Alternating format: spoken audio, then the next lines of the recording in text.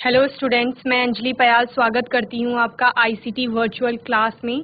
कैसे हैं आप सब लोग? उम्मीद करती हूँ आप सब लोग अच्छे होंगे और अपनी लाइफ में कुछ बहुत बेहतर कर रहे होंगे। आज हम बात कर रहे हैं क्लास 12 की केमिस्ट्री की, जिसमें हम चैप्टर पढ़ते आ रहे हैं haloalkanes and hello arenes.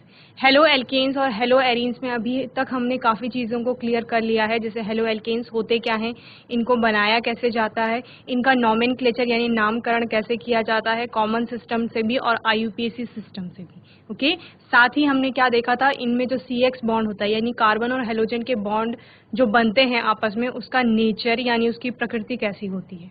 और हमने मेथड्स ऑफ प्रिपरेशन कंप्लीट किया था अपनी लास्ट सेशन में। ओके, एक बार क्विक रिवीजन लेंगे मेथड ऑफ प्रिपरेशन का, और आज कुछ फिजिकल प्रॉपर्टीज यानी भौतिक गुणों को समझेंगे किसके, हेलो एल्केन्स के। ओके, आइए चलते हैं। तो बच्चों, हेलो एल्केन्स हमने किसे कहा था कि आपके कुछ तो ऑर्गेनो हेलोजन कंपाउंड होंगे, यानी organo means carbon, carbon containing क्या होंगे, कंपाउंड्स होंगे।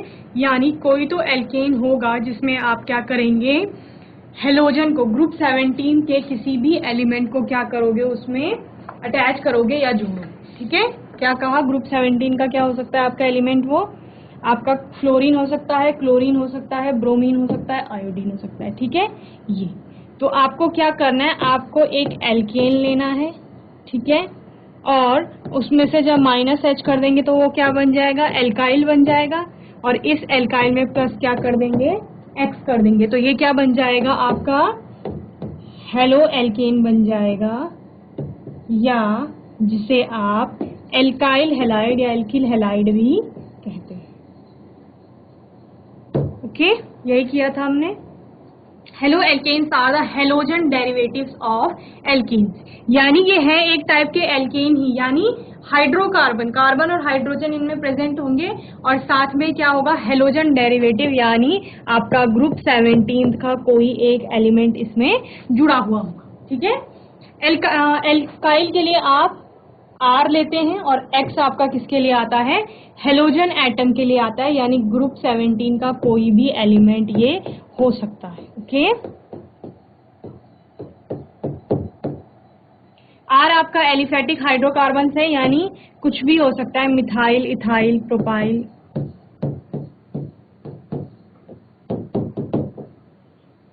तो यहाँ पर आपने क्या किया, ये आपके पास एल्केन था कोई, R मीन्स एल्काइल, और एल्काइल में एक H एक्स्ट्रा है तो यानी एल्कीन हो जाएगा। ठीक है, यहाँ पर आप क्या करते हैं, -H करते हैं, यानी इसको एल्किल में या एल्काइल ग्रुप में कन्वर्ट करते हैं, और प्लस क्या करते हैं, हेलोजन एटम, तो आपको क्या मिल जाता है, एल्काइल हैलाइड या हेलो एल्केन मिल जाता है। फिर हमने क्लासिफिकेशन देखी थी इसकी दो तरह से, on the basis of halogen number of halogen atom, and hybridization के बेसिस पर हमने क्या देखी थी, क्लासिफिकेशन देखी थी। ओके, देन हमने बोला कि हेलोजन एटम के आधार पर क्या होंगे, मोनो हेलोजन, डाई हेलोजन और पॉली हेलोजन, यानी अगर एक हेलोजन एटम है तो क्या हो जाएगा, मोनो हेलो एल्केन हो जाएगा, दो हेलोजन एटम है तो डाई हेलो एल्केन हो जाएगा, और मोर देन 2 है अगर तो आपका पॉली हेलो एल्केन्स हो जाएगा, जैसे यहाँ पर 3 है तो क्या बोला है, ट्राई हेलो एल्केन बोला है। ठीक है, डाई हेलो एल्केन में दो केस देखे थे, एक जेम का, जब सेम कार्बन पर आपके दोनों X यानी हेलोजन एटम जुड़ रहे होंगे, और दूसरा देखा था विस का, विस डाइहैलाइड का,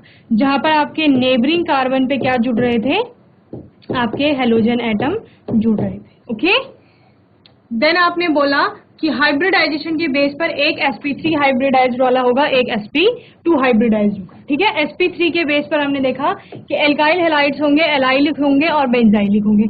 एल्काइल में आपने बोला कि एलिफेटिक चेन होगी।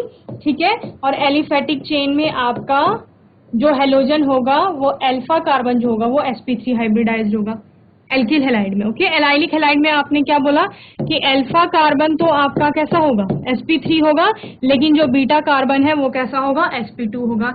बेंजाइलिक हैलाइड में आपने बोला बेंजीन रिंग होगी। ठीक है, लेकिन चूंकि बेंजीन रिंग के सारे कार्बन कैसे होते हैं, sp2 हाइब्रिडाइज्ड होंगे, तो यहाँ पर ब्रांच में एक कार्बन होगा जो sp3 हाइब्रिडाइज्ड होगा, उससे क्या जोड़ा जाएगा, आपके हेलोजन को जोड़ा जाएगा। ओके, एल्काइल हैलाइड को आपने फर्दर डिवाइड किया था किसमें, primary, secondary and tertiary alkyl halide में, जहां पर आपने कहा कि अगर जो आपका अल्फा कार्बन है, ये अल्फा कार्बन सिर्फ एक कार्बन से जुड़ रहा है कहीं, ठीक है, यानी यहाँ कोई और ग्रुप होगा, यहाँ कोई और होगा, ये है सिर्फ एल्काइल ग्रुप, यानी कार्बन से शुरू हो रहा होगा, यहाँ पर कार्बन कार्बन की ये बॉन्ड बन रही है।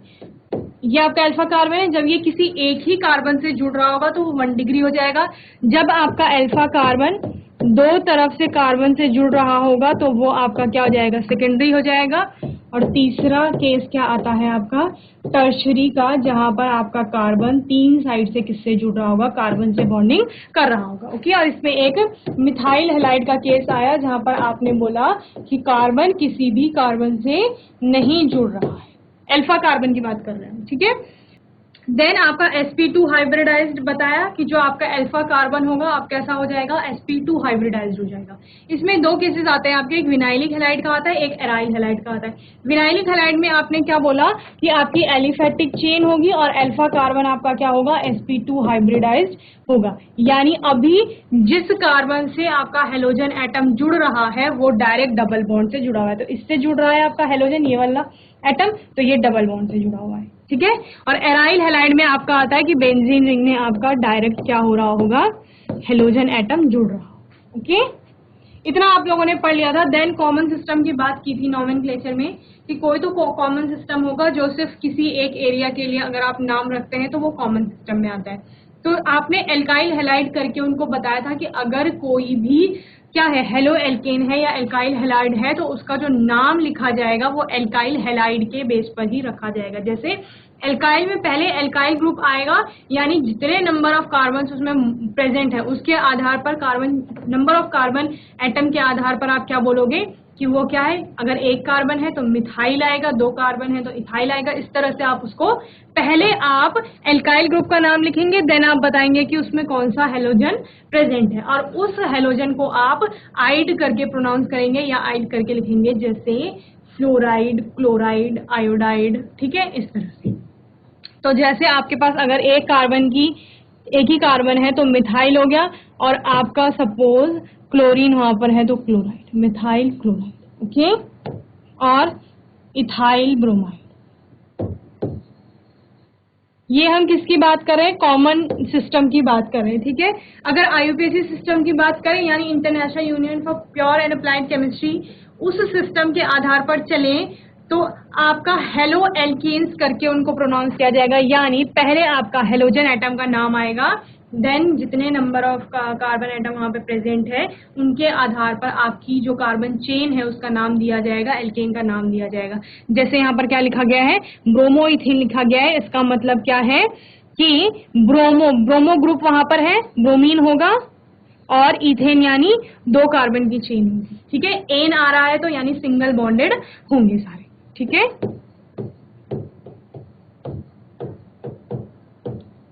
इस तरह से। फिर हमने कुछ अलग अलग कंपाउंड्स का क्या देखा था, नोमेनक्लेचर देखा था। यहाँ पे बाद में हमने CX बॉन्ड के नेचर की बात की कि जो कार्बन और हेलोजन एटम के बीच में बॉन्ड बन रहा है उसमें क्या क्या चेंजेस आएंगे जब आप हेलोजन एटम को चेंज करें। ठीक है, तो हमने क्या बोला कि जैसे जैसे हम ग्रुप में, ये ग्रुप है आपका 17th ग्रुप है, इसमें जैसे जैसे आप नीचे की ओर बढ़ते हैं तो आपका एटॉमिक नंबर इंक्रीज होता है। ठीक है, परमाणु क्रमांक बढ़ता है। परमाणु क्रमांक बढ़ने के साथ साथ क्या होता है, जब परमाणु क्रमांक बढ़ेगा आपका तो बॉन्ड लेंथ भी बढ़ेगी। ठीक है, बॉन्ड लेंथ बढ़ेगी इन दोनों के बीच। जब बॉन्ड लेंथ बढ़ेगी आपकी तो क्या होगा, वहां पर बॉन्ड लेंथ के बढ़ने के साथ साथ बॉन्ड एंथैल्पी घटती जाएगी। ठीक है, तो बॉन्ड लेंथ तो इंक्रीज कर रही है आपकी, बढ़ रही है।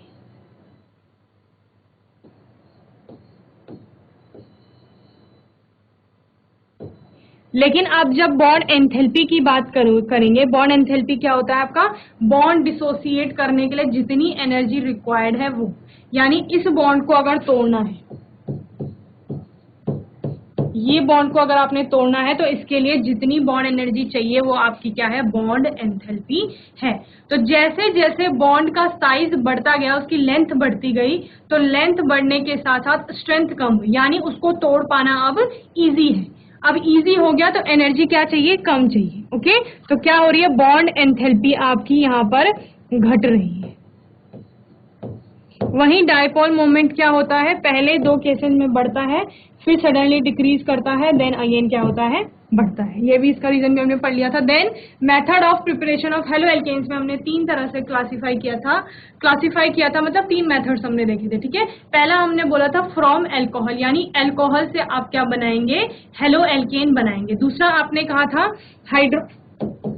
हाइड्रोकार्बन से बनाया जाएगा, और तीसरा हेलोजन एक्सचेंज से बनाया जाएगा, यानी उसमें ऑलरेडी कोई हेलोजन होगा और दूसरा हेलोजन एटम के साथ उसका एक्सचेंज किया जाएगा। ओके, तो एल्कोहल के उस पे हमने 3 तरह से बोला। पहला आपका था बाय एक्शन ऑफ HX, यानी हेलोजन एसिड की रिएक्शन कराएंगे किसके साथ, एल्कोहल के साथ, तो हमें क्या मिलेगा, हेलो एल्केन मिलेगा। दूसरा हमने बोला फॉस्फोरस हैलाइड जो होते हैं आपके PX3 PX5, उनके साथ आपके अल्कोहल की रिएक्शन होगी। और थर्ड हमने बोला था कि SOCl2 के साथ रिएक्ट कराएंगे तो उस केस में आपको हेलो एल्केन्स प्राप्त होंगे। सेकेंड आपने बोला था हाइड्रोकार्बन से फ्री रेडिकल हेलोजिनेशन द्वारा और आपके एल्कीन्स द्वारा। ओके, थर्ड आपका आया था हेलोजन एक्सचेंज, जिसमें आपने 2 रिएक्शंस पढ़ी थी, एक फिंकल स्टीन पढ़ी थी और दूसरा स्वार्ट्ज रिएक्शन पढ़ी थी। The hydroxyl group of an alcohol replaced by a halogen atom. तो ये आपका जो हाइड्रोक्सिल ग्रुप है इसको किससे रिप्लेस किया जाता है, आपके यहां देखिए, ये आपकी फर्स्ट वाली रिएक्शन है जहां पर आपने क्या कहा कि आप हेलोजन एसिड से अल्कोहल को क्या कराएंगे, रिएक्ट कराएंगे। तो आपका OH negative, R positive, H positive, X negative, ठीक है। तो ये पॉजिटिव इस नेगेटिव से जुड़ेगा और ये पॉजिटिव इस नेगेटिव से, ठीक है। तो आपका RX यानी आपको एल्किल हैलाइड हेलो एल्केन मिल गया और साथ में H और OH जुड़ करके हो क्या हो गए, H2 हो गए। ओके, देन हमने क्या बोला, 1 डिग्री 2 डिग्री जो अल्कोहल्स होंगे उनको रिएक्ट कराने के लिए उनमें ZnCl2 ऐड किया जाता है, किस लिए कि ताकि जो कार्बन और C और O का बॉन्ड हो उसको क्लीवेज या तोड़ने के लिए। और साथ ही क्या होता है, चूंकि 1 डिग्री और 2 डिग्री जो आपके कार्बोकैटायंस बनेंगे जब अल्कोहल को रिएक्ट कराएंगे, 1 डिग्री और 2 डिग्री अल्कोहल को रिएक्ट कराएंगे तो 1 डिग्री और 2 डिग्री कार्बोकैटायंस बनेंगे जो लेस स्टेबल होते हैं। तो स्टेबिलिटी की तरफ रिएक्शन जाती है तो आपका क्या होगा, ZnCl2 डाला जाएगा और फिर वो जल्दी से रिएक्ट करेंगे।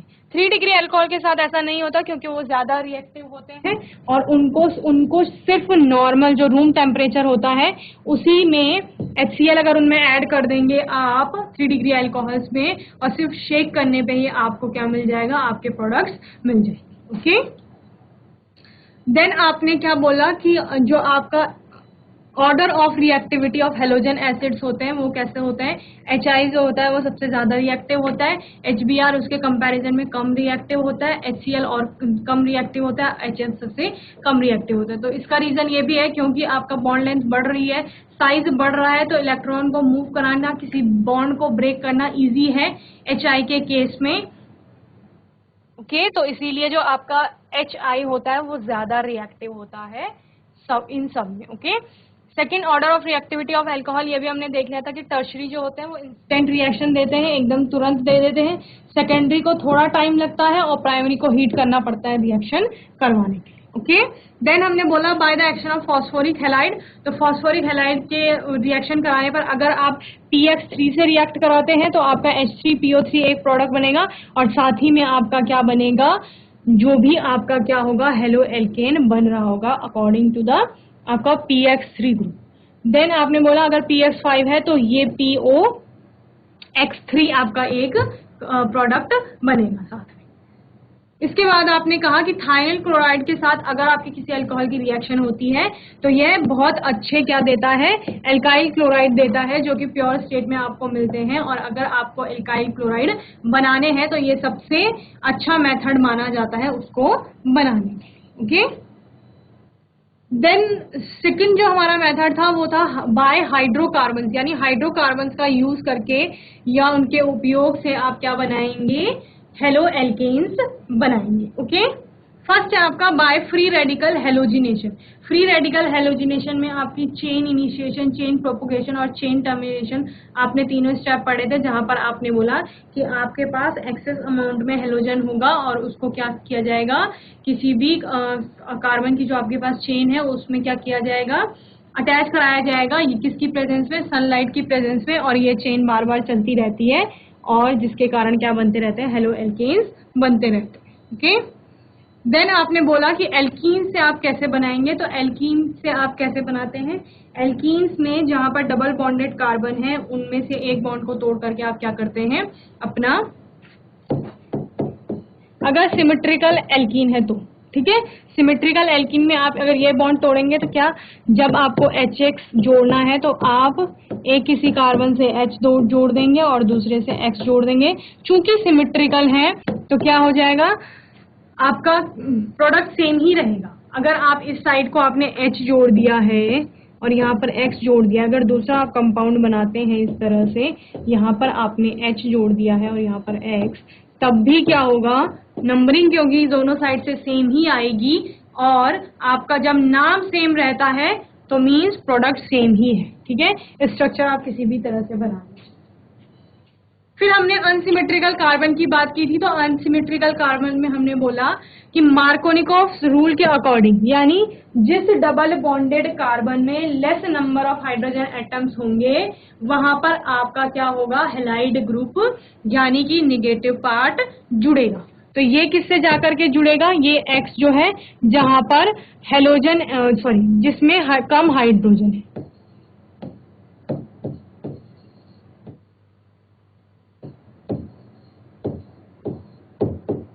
ओके, यही आपका मार्कोनिकॉफ रूल कहता है कि जहां पर कम नंबर ऑफ हाइड्रोजन एटम होंगे, किसकी बात की जा रही है, डबल बॉन्डेड कार्बन की, तो उन दोनों में से उस कार्बन पर आपका हेलाइड ग्रुप जुड़ेगा जिसमें कि कम नंबर में क्या है, हाइड्रोजन एटम प्रेजेंट है। ओके,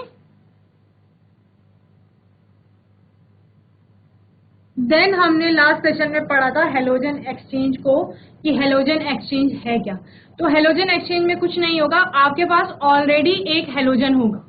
ठीक है, यानी आपके पास ऑलरेडी एक हेलो एल्केन होगा, उसमें से आप क्या कराएंगे, जो हेलो एल्केन आपको बनाना है उसको बनाने की प्रोसेस को आप फॉलो करेंगे। ठीक है, एक क्या कहा मैंने, एक हेलो एल्केन का प्रयोग करके दूसरे हेलो एल्केन को बनाया जाएगा, यानी सिर्फ हेलोजन का एक्सचेंज होगा। पहले जो हेलोजन एटम था उसको अब नया वाला जो हमने बनाना है वो क्या कर देगा, रिप्लेस कर देगा। ठीक है, तो जैसे यहाँ पर सबसे पहले हम यहाँ पे दो तरह से आती है हेलोजन एक्सचेंज की, एक फिंकलस्टीन या फिंगलस्टाइन और दूसरा आता है स्वार्ट्ज रिएक्शन। ओके, तो फिंकलस्टीन में आप पढ़ते हैं एल्किल आयोडाइड को बनाने की रिएक्शन।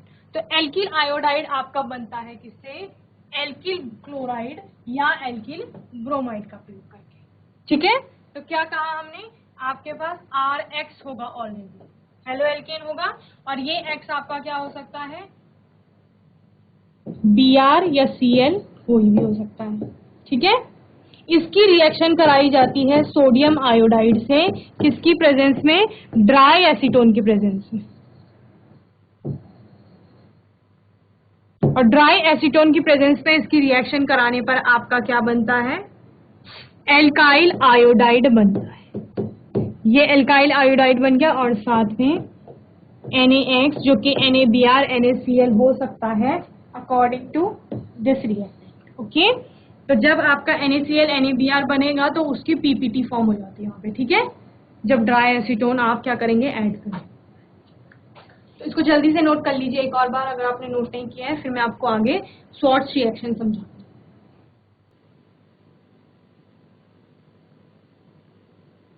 ओके, तो फिंकलस्टीन आपको समझ में आ गया था। इसके बाद थी आपकी Swarts reaction. Okay, Swarts reaction भी क्या है, इसमें भी हेलोजन एक्सचेंज ही होना है, लेकिन इसमें क्या बनाया जाता है, आपका एल्काइल फ्लोराइड्स बनाए जाते हैं। जैसे आपने पहले वाली में क्या देखा, एल्काइल आयोडाइड बनाए जा रहे थे फिंकलस्टीन में, यहाँ पर आपका एल्काइल फ्लोराइड बनाया जाएगा, RF बनेगा आपका, ये आपका प्रोडक्ट होगा। ठीक है, और ये कैसे बनाया जाता है, यहाँ पर भी आप RX, ये तो ऑब्वियसली यूज करेंगे क्योंकि हम कौन सा मेथड पढ़ रहे हैं, हेलोजन एक्सचेंज का पढ़ रहे हैं, और यहाँ पर X क्या हो जाएगा आपका, Cl या Br कुछ भी हो जाएगा। ओके, इसकी रिएक्शन कराई जाएगी आपकी किसके साथ, मेटेलिक फ्लोराइड के साथ, और वो मेटेलिक फ्लोराइड कुछ भी हो सकता है, AgF हो सकता है आपका, Hg2F2 हो सकता है, COF2 होता है, SbF3 हो सकता है। तो यहाँ पर हम AgF ले रहे हैं, हीट किया जाएगा इसको RX और AgF को, तो क्या बन गया, RF बन गया, साथ में Ag X बन गया। ओके, तो ये क्या थी आपकी स्वार्ट्स रिएक्शन थी, इसको जल्दी से नोट कर लेंगे। फिर हम आज का टॉपिक स्टार्ट करेंगे जो कि क्या है, physical properties of hello alkene.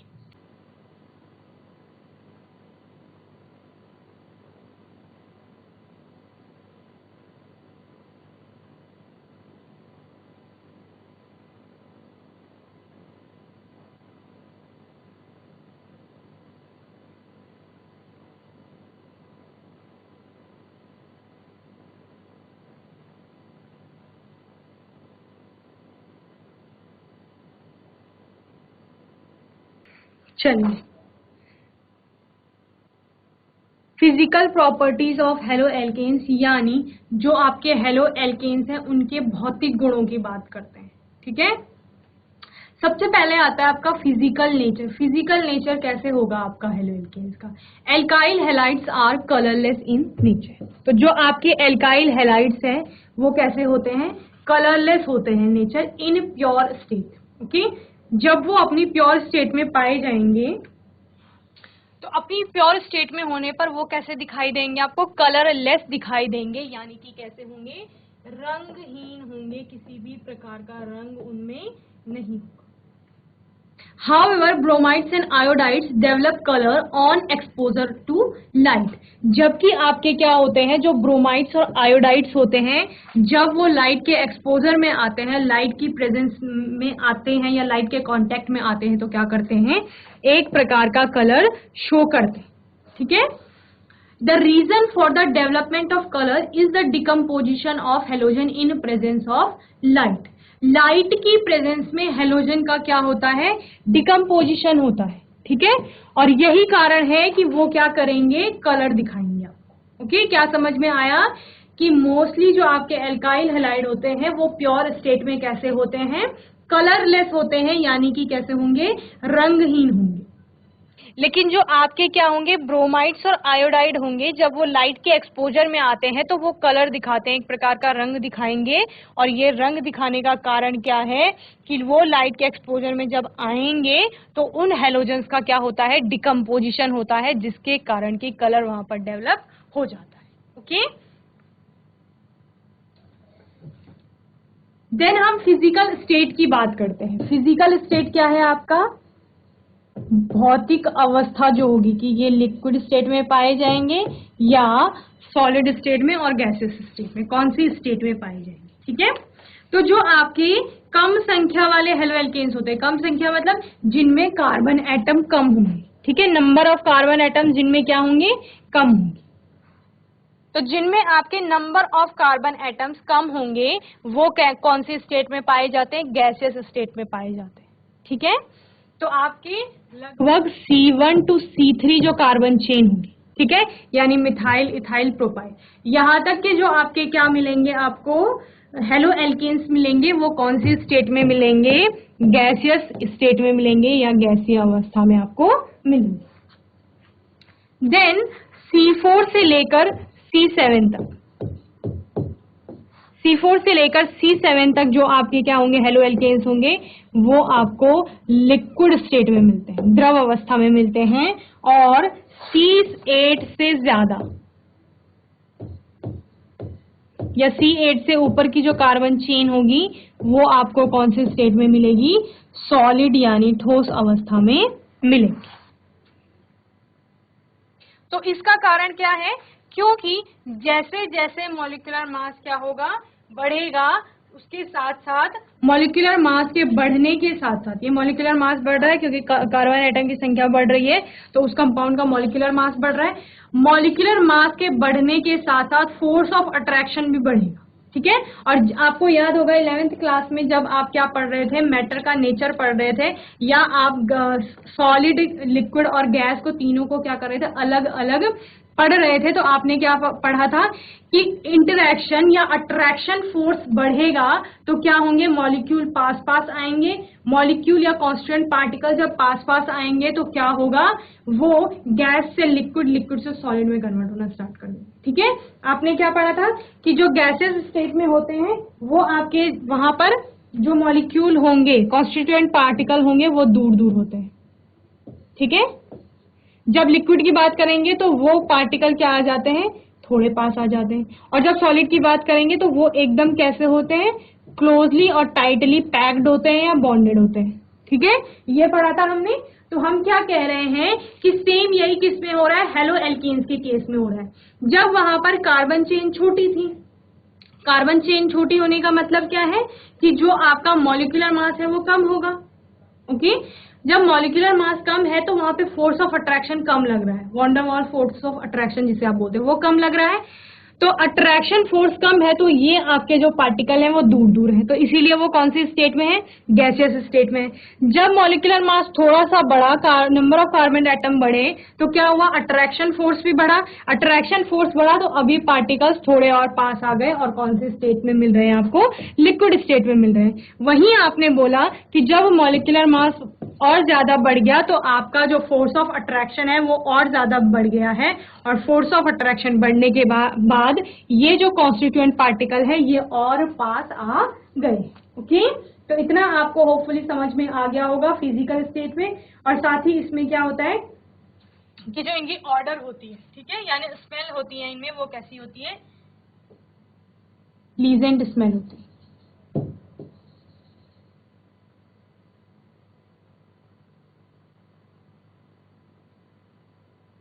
Okay, इसको आप जल्दी से नोट कर लें, फिर हम इसकी नेक्स्ट प्रॉपर्टी पढ़ें। तो फिजिकल प्रॉपर्टी में आपको फिजिकल नेचर समझ में आ गया।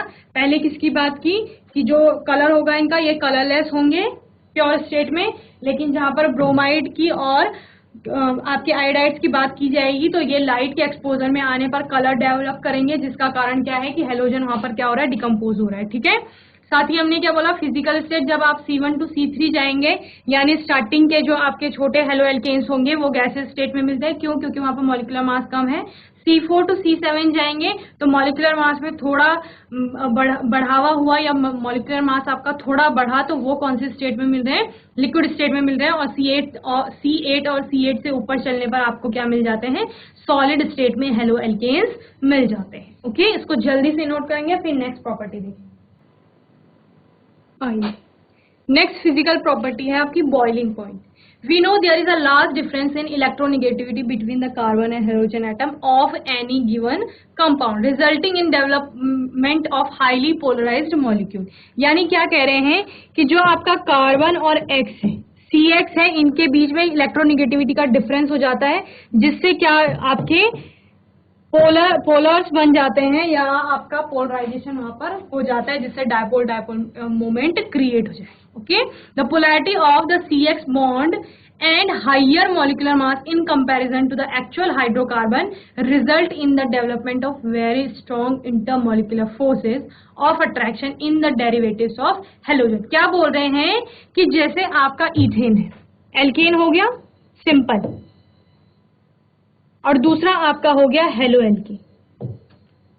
जब आपका कॉरेस्पॉन्डिंग की बात करेंगे कि कॉरेस्पॉन्डिंग जो आपके एल्केन्स होंगे, उसका मतलब है कि जितने कार्बन एटम आपके एल्केन में है, जैसे इथेन की बात कर रहे हैं, तो जब हेलो एल्केन में उसकी बात करेंगे तो वो भी इथेन ही होगा, बस उसमें एक हेलोजन एटम को ऐड कर लिया जाएगा। तो यहाँ पर क्या होगा, क्योंकि हेलोजन एटम ऐड किया जा रहा है तो उसकी वजह से क्या बढ़ेगा, आपका मॉलिक्यूलर मास बढ़ जाएगा, और मॉलिक्यूलर मास के बढ़ने के साथ साथ ही क्या होगा, इंटरमॉलिक्यूलर फोर्सेस बढ़ जाएंगे। और जब इंटरमॉलिक्यूलर फोर्सेस बढ़ जाएंगे तो आपका जो मॉलिक्यूल है, उस बॉइलिंग पॉइंट का मतलब क्या है, वेपराइज करना। वहां पर लिक्विड का बॉन्ड तोड़ करके उसको क्या कर रहे हैं, गैसेस स्टेट में कन्वर्ट करना है।